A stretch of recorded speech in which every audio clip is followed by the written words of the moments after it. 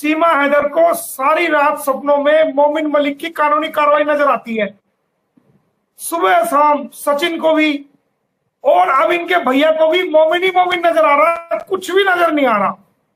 यह तो हेमंत यह तो अगर मेरे से नजर हटती है तो हेमंत नजर आ जाता है, और हेमंत से नजर हटती है तो मैं। इनका खाना पीना हराम हो चुका। इनको तो जैसे किसी इंसान को गर्म तवे पे नहीं, उसको प्लेटफॉर्म को बिठा देते गर्म तवे पे, किसी इंसान को उसका जो बैक साइड का हिस्सा है तवे पे बिठा दो गर्म तवे पे, तो वो हाल इनका हो गया। हमने कानूनी गर्म तवे पे इनको बिठा दिया है, और वो गर्म तवा अब इनकी पैंट भी जलाएगा और अब इनकी खाल भी जलाएगा। ये कानूनी तवा ऐसा तवा है। हमने अपनी कार्रवाई को कर दिया है, और ये चाहे पुलिस में कंप्लेंट दे ले, ये चाहे गृह मंत्रालय में कंप्लेंट दे ले, ये इलेक्शन कमीशन में दे ले, इसका जहां दिल करे इसको, इसका आगा और हमारा पीछा, हम इसके जो है ना पीछे पीछे हैं। ये जहां मर्जी जो मर्जी कर ले, हर हाल में इसको कानून की तरीके से, इसको कानूनी तरीके से इसको सजा दिलाएंगे। जो इसने ऑफेंस किया है उसके अकॉर्डिंग इसके खिलाफ कानूनी कार्रवाई कर रहे हैं, और आगे भी करेंगे। वो कैमरे देखो, वो कैमरे के सामने जय श्री राम कहती है, और बिना कैमरे के वो अल्लाह अकबर कहती है। जन्म जो इस्लाम धर्म में हुआ, उसकी बचपना इस्लाम धर्म में गया, उसकी जवानी इस्लाम धर्म में हुई, और उसकी शादी इस्लाम धर्म में हुई, और उसके बच्चा जब पैदा हुआ उसकी खतना भी हुई, वो भी इस्लाम धर्म के मुताबिक हुई। ठीक है, और उनकी बेटियों के नाम इस्लाम धर्म के मुताबिक है। और आपको मैं बता दूं, जब ये नेपाल में आई थी, जब पहली बार नेपाल में आई थी, तो जब इसने पाकिस्तान से नेपाल का वीजा लेने के लिए एप्लीकेशन दी थी, उस एप्लीकेशन में एक जो है कॉलम होता है कि आप किस धर्म से ताल्लुक रखती हैं या किस मजहब को मानती हैं। उस कॉलम के अंदर इन्होंने लिखा था कि मैं इस्लाम धर्म को मानती हूं और मैं मुस्लिम हूं। जो नेपाल हाई कमीशन में इसका डॉक्यूमेंट है, मैं गया था नेपाल हाई कमीशन से, मैंने सारा बायोडाटा वहां से ले लिया है। तो उसके अंदर वो कोर्ट में हम देंगे, उसके अंदर लिखा हुआ है मैं इस्लाम धर्म को मानती हूं और मैं मुस्लिम हूं। जब इसने नेपाल में वीजा लिया था, वो अभी 8-9 महीने पहले की बात है। फिर जब ये दोबारा आई बच्चों को लेकर के, तो जो बच्चों का वीजा एप्लीकेशन इसने अप्लाई किया नेपाल का वीजा लेने के लिए और अपना वीजा लेने के लिए, उसके अंदर कॉलम था कि आप किस धर्म से संबंधित हैं। उसके अंदर एक कॉलम था, उसमें लिखा हुआ था कि मैं इस्लाम धर्म से संबंधित हूं और मैं बाई बर्थ मुसलमान हूं। इसके पासपोर्ट के अंदर एक कॉलम होता है, पाकिस्तानी जितने भी पासपोर्ट हैं उसके अंदर एक कॉलम होता है कि आप किस रिलीजन को मानती हैं।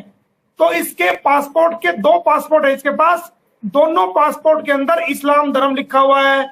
जब 4 साल पहले इसने वहां धर्म चेंज किया था, तो अपने पासपोर्ट के अंदर धर्म चेंज क्यों नहीं करवाया? आप बताओ, बच्चों के अंदर धर्म चेंज क्यों नहीं करवाया?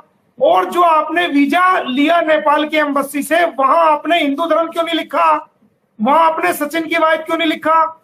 ये फंस चुकी है, अपनी स्टेटमेंट में ही फंस चुकी है। ये एपी सिंह सिर्फ अपनी गर्दन बचा रहा है कि किसी तरह मैं सीमा को फंसा दूं और खुद बच जाऊं। इससे स्टेटमेंट जारी करा रहा है कि तू ये बोल दे। इसको पता है ना कि एसीपी जांच कर रहा है, इसको ये पता है कि इसको ये बोलेगी कि जी मैं तो वही मुसलमान हो गई थी। अगर ये वहां मुसलमान हो जाती, वहां पर हिंदू हो जाती, वहां पर पाकिस्तान में, तो इसके ऊपर आपको पता है कि जो इसके आड़ोसी पड़ोसी कोई तो कहता कि ये मुसलमान हो गई थी, ये कोई तो डॉक्यूमेंट लेके आती कि ये हिंदू हो गई थी। तो ये पूरा झूठ बोल रही है सिर्फ एपी सिंह। इसको तो कानूनी समझ है नहीं, ये तो भैया भैया करती है, और भैया इसकी कबर खोदने पे लगा हुआ है, भैया इसको जो है जिंदा जी मारने पे लगा हुआ है, इससे गलत बयानी करा रहा है, इसको फंसाने की कोशिश कर रहा है। तो इससे स्टेटमेंट इसलिए करवा रहा है ताकि ये बच जाए। कोई धर्म परिवर्तन इसने वहां नहीं किया, यहां किया है। एक तरफ तो कह रही है कि मैंने जी 4 साल पहले धर्म परिवर्तन किया था, एक तरफ ये एक सर्टिफिकेट दिखा रही है, जी ये देखो मैंने धर्म परिवर्तन का ये सर्टिफिकेट है, मैंने इसकी वीडियो में देखा। तो एक तरफ तो कह रही हो कि यहाँ मैंने धर्म परिवर्तन किया, ये सर्टिफिकेट है, दूसरी तरफ कह रही हो 4 साल पहले। अरे मेरे भाई, पहले जो झूठे लोग होते थे ना भाई, परमात्मा की कसम, वो मर जाया करते थे। आजकल आजकल साले झूठे लोगों को बुखार भी नहीं आता। और माननीय न्यायालय ने हमारे तमाम केसेस को सुनने के बाद जो है वो आदेश पारित किया है, इनको नोटिस जारी किया है। और माननीय न्यायालय की कार्रवाई को कोई भी डिपार्टमेंट, चाहे वो इलेक्शन कमीशन है, चाहे वो गृह मंत्रालय है, चाहे जो मर्जी है, माननीय न्यायालय की कार्रवाई को कोई डिपार्टमेंट रोकने की ताकत नहीं रखता, ना उनको पावर है। सर्वोच्च जो है वो हमारे देश में माननीय न्यायालय है। विधायिका, कार्यपालिका और न्यायपालिका, ये तीन सिस्टम है देश को चलाने के लिए। विधायिका कानून बनाती है, न्यायपालिका और जो कार्यपालिका है वो उस पर अमल करती है, और न्यायपालिका उसको इंप्लीमेंट कराती है। तो सर्वोच्च जो मानी गई है वो इंटरफेयर नहीं होता न्यायपालिका में, ना कार्यपालिका इंटरफेयर है, ना विधायिका का इंटरफेयर है। सर्वोच्च जो फैसले माने जाते हैं वो हमारे देश के न्यायपालिका के माने जाते हैं। 9 मुकदमे न्यायपालिका में पेंडिंग है, और आज भी बहुत बड़ी कार्रवाई हुई है, लेकिन मैंने बताया नहीं क्योंकि मेरे पास मुझे ऑर्डर मिलने थे। आज वो ऑर्डर नहीं मिल पाए, मुझे कल या परसों तक मिल जाएंगे, जो मैं आपको एक चौंकाने वाली खबर दूंगा कि माननीय न्यायालय ने क्या ऑर्डर पास किया है। इनको पता लग जाएगा। एग्जीक्यूटिव और कार्यपालिका तो एक ही होगी ना, 3 है। विधायिका जो, जिसमें विधायिका में हमारे विधानसभा आती है, लोकसभा आती है, विधायिका बोलते हैं उसको, यानी कि जो कानून को बनाता है, इंप्लीमेंट करता है, जैसे कि विधानसभा होगी, लोकसभा होगी। जो राजनीतिक सिस्टम है, जो लोकतंत्र में है, जो लोकतंत्र में जो लोग चुने जाते हैं, और वो संसद है हमारी विधानसभाएं हैं, वो एक हिस्सा वो है। दूसरा हिस्सा में है एग्जीक्यूटिव, जिसमें हमारे एसडीएम है, एसपी है, और डीसी है, और मजिस्ट्रेट है, एग्जीक्यूटिव मजिस्ट्रेट है, जहां पर सरकारी अधिकारी आते हैं, लोक सेवक।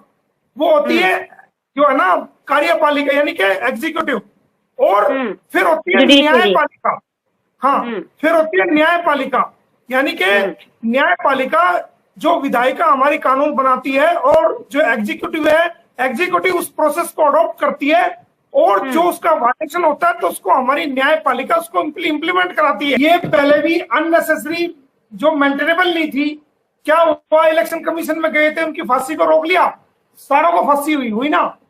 अब एक बात बताओ, इलेक्शन, इससे ये पूछना कभी मिले तो कि भाई ये बता तू, हिंदुस्तानियों की तू, जो हिंदुस्तान में पैदा हुए, जिनके बाप दादा, उनके परदादा यहीं पैदा हुए और यहीं चिता में चले गए, यहीं दफन हो गए, उनकी औलाद जो भारतीय औलाद है, जो भारत के जो नागरिक है, उनके खिलाफ एक पाकिस्तानी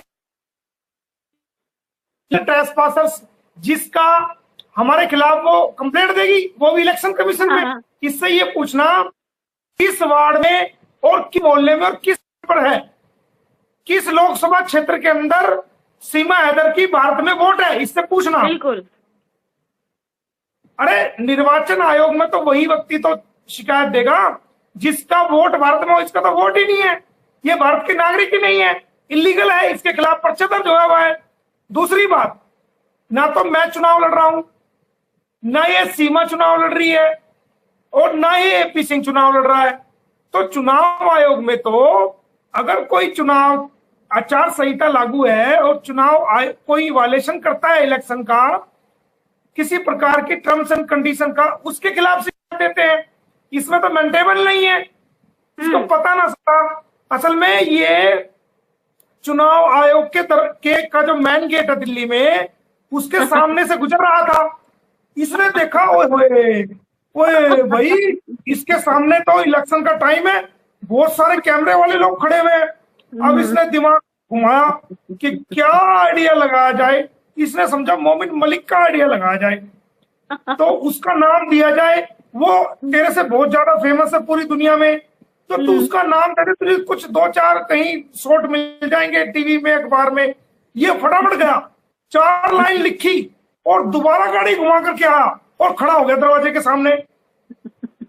इसने बंदे ने वहां गेट पे गया, वो एप्लीकेशन दी, उनसे मोहर लगवा दी। वहां तो कोई बच्चा अगर कोई कूड़ा चुग रहा है ना, बच्चा, कोई छोटा सा बच्चा कोई कूड़ा चुग रहा है, कोई बेचारा झाड़ू लगा रहा है, कोई रिक्शा पोलर है, कोई ऑटो पोलर है, ये कोई मजदूर है, कोई अमीर आदमी है, कोई भी राह चलता वहां कोई एप्लीकेशन दे दे, वो रख लेते हैं, वो मोहर मार के दे देते।